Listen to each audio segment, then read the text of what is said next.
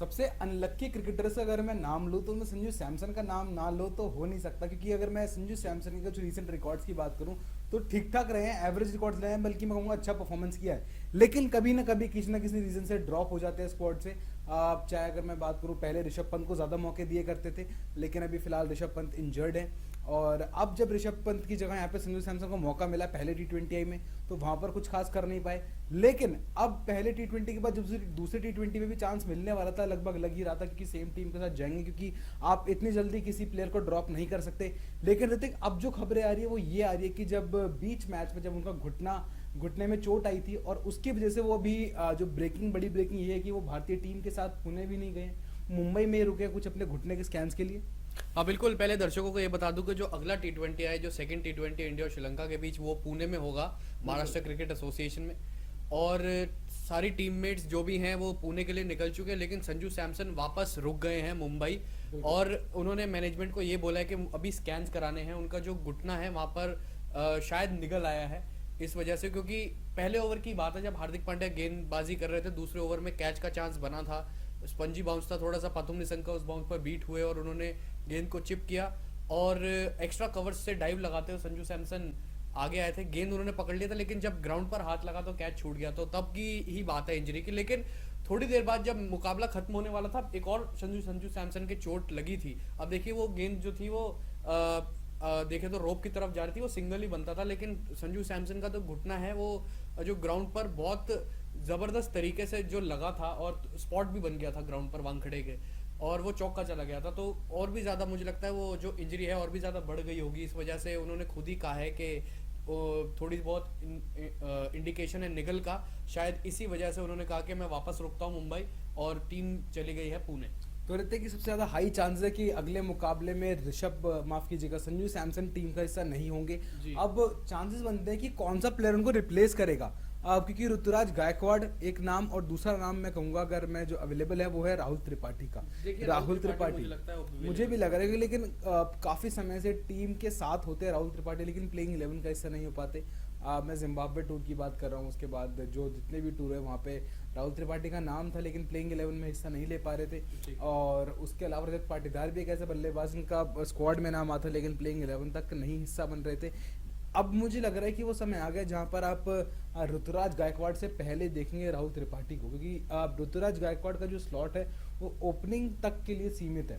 वहीं राहुल त्रिपाठी दूसरा नाम, वो ज्यादा वर्सेटैलिटी देता है आपको, ओपनिंग भी करी है उस खिलाड़ी ने पुणे के लिए, कोलकाता नाइट राइडर्स के लिए नीचे बल्लेबाजी करी है 6-7वें नंबर पे IPL में, और उसके अलावा अभी जो राजस्थान रॉयल्स के लिए मिडिल ऑर्डर संभाल रहे हैं। तो काफ़ी ज़्यादा इनका एक्सपीरियंस है कि अलग अलग नंबर से बैटिंग करने के लिए, और उसी लिहाज से मिडिल ऑर्डर को अच्छी रिस्पॉन्सिबिलिटी दे पाएंगे यहाँ पर राहुल त्रिपाठी। हाँ देखिए, राहुल त्रिपाठी को हो सकता है मौका मिले, लेकिन एक और कड़ी ये है कि अर्शदीप सिंह भी अब अवेलेबल हैं खेलने के लिए। तो चलिए आप अपनी बात जी पूरी जी करिए। जी, अर्शदीप सिंह भी अवेलेबल हैं खेलने के लिए। तो वो जब टीम में आएंगे, प्लेइंग 11 में अपनी जगह बनाएंगे, तो गेंदबाज कौन बाहर होगा? क्या आप हर्षल पटेल बिल्कुल होने चाहिए। हर्षल पटेल को मुझे लगता है इसलिए रखा जाता है क्योंकि बल्लेबाजी थोड़ी बहुत कर लेते हैं वो, इस वजह से मुझे लगता है हर्षल की जगह पर अर्शदीप को आना चाहिए।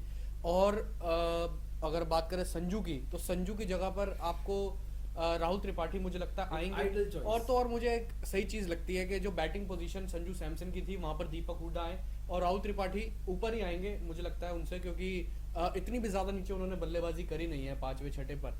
तो मुझे लगता है कि हो सकता है कि हार्दिक पांड्या के ऊपर ही आएंगे राहुल त्रिपाठी, अगर उनको मौका मिलता है। और तो और एक चीज ये है राहुल त्रिपाठी की, अगर उनको मौका मिलता है किसी भी पोजीशन पर खेलने का, उनको खेलना चाहिए, क्योंकि बहुत मुश्किल से मौका मिलता है इंडियन कॉल अप का। बिल्कुल इंडियन कॉल अप का बहुत मुश्किल से कॉल अप आता है। तो यही एक बात है जो बहुत इम्पॉर्टेंट है, और उस लिहाज से मैं बात करूंगा कि हर्षल पटेल के लिए भी, क्योंकि हर्षल पटेल लगातार रन कंसीड कर रहे हैं। भले ही आपने अपने एक खिलाड़ी को आपने बैक किया है, आपने उसको आगे मौका दिया है, लेकिन अभी भी मैं चाहूंगा कि यहाँ पे राहुल त्रिपाठी को मेडन कॉल अप आए और यहाँ पे वो खेले, क्योंकि हमने देखा शिवम मावी को पिछले मैच में मौका मिला, शुभमन गिल को मौका मिला। एक यंग साइड के लिए राहुल त्रिपाठी का डेब्यू करना वो बहुत इंपॉर्टेंट है। देखिए बहुत इंपॉर्टेंट होता है। राहुल त्रिपाठी कितने लंबे टाइम से बाहर बैठे हैं डगआउट में, लेकिन मौका मिलता है तो बहुत ज़बरदस्त प्लेइंग 11 होगी। देखने होगा कि राहुल त्रिपाठी किस तरीके का परफॉर्मेंस सामने रख पाते हैं। अगर आप देखें तो शुभमन गिल, ईशान किशन, अगर ये दोनों ओपनिंग जोड़ी रहती है तो शुभमन गिल और ईशान किशन, फिर तीसरे नंबर पर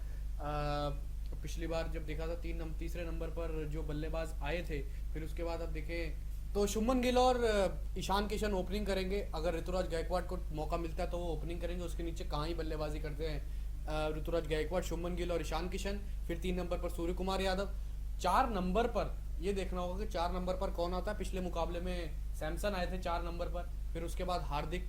तो सैमसन नहीं है तो आप 4 पर उनको खिलाइए राहुल त्रिपाठी को, तो मुझे लगता है चीजें सॉर्ट आउट हो जाएंगे। मौका है राहुल त्रिपाठी को खिलाने का, बढ़िया मौका है, और उनको परफॉर्मेंस भी करके दिखाना होगा। बिल्कुल बिल्कुल, हम सब चाहेंगे कि यहाँ पे राहुल त्रिपाठी अपना डेब्यू करे भारतीय टीम के लिए, जो लगातार उनको स्क्वाड में इंक्लूजन मिल रहा था लेकिन प्लेइंग 11 तक का मौका वो नहीं ले पा रहे। तो हम सब चाहेंगे कि राहुल त्रिपाठी यहाँ पे डेब्यू करें, अर्शदीप सिंह की यहाँ पे स्क्वाड में वापसी हो, थोड़ी सी टॉप साइड भारतीय टीम जो अभी भी कुछ कमी है वो ब्लॉक होल्स यहाँ पर फिनिश करे, क्योंकि आपको बड़ा टूर्नामेंट खेलना है, आपको अपनी जो यंग साइड है उसको बैक करना है। क्योंकि यहाँ पे जो कंसिडरेशंस कर रहे थे कि वो वहाँ पे एक्सपीरियंस के बजाय जो बेखौफ युवा है वो वाले फैक्टर को ज़्यादा तवज्जो दे रही है भारतीय टीम। तो हम सब चाहेंगे कि ये जो बेखौफ युवा को जो तवज्जो देने वाली बात है, इस पे सही खरे उतरे सिलेक्टर्स और तमाम भारतीय मैनेजमेंट। तो सबसे बड़ा अपडेट यही था कि अगले मुकाबले में हो सकता है संजू सैमसन स्क्वाड का हिस्सा ना हो, क्योंकि उनके घुटने में चोट है, वो उन्होंने ट्रैवल नहीं किया है भारतीय टीम के साथ होने के लिए, वो अभी भी मुंबई में